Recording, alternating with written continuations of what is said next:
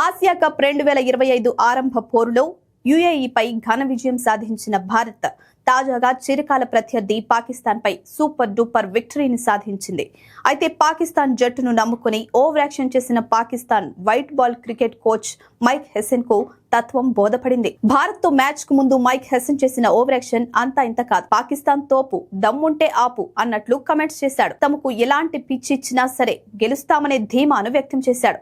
Spin track ఇస్తే తమ వద్ద వరల్డ్ క్లాస్ స్పిన్నర్ ఉన్నాడు అంటూ కమెంట్స్ చేశాడు. మహ్మద్ నవాజ్ దెబ్బకు టీమిండియా బ్యాటర్లు పెవిలియన్ కు క్యూ కడతారు అని అన్నాడు. అంతేకాదు పేసర్లకు అనుకూలమైన ట్రాక్ ఇస్తే తమ వద్ద అత్యుత్తమ పేస్ బౌలర్లు ఉన్నారు అంటూ మైక్ కమెంట్స్ చేశాడు.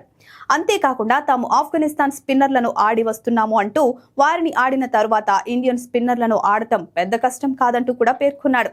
అయితే మైక్ హెసెన్ కు రియాలిటీ అర్థం కావడానికి ఎంతో సమయం పట్టలేదు. భారత్ తో జరిగిన మ్యాచ్ తర్వాత అతడికి పాకిస్తాన్ జట్టు గురించి అర్థమయ్యే ఉంటుంది. కాబట్టి మరోసారి టీమిండియా ముందు ఓవర్ యాక్షన్ చేస్తే ఐపీఎల్లో కోచింగ్ చేసుకునే వెసులుబాటు కూడా ఉండదని భారత ఫ్యాన్స్ కమెంట్స్ చేస్తున్నారు.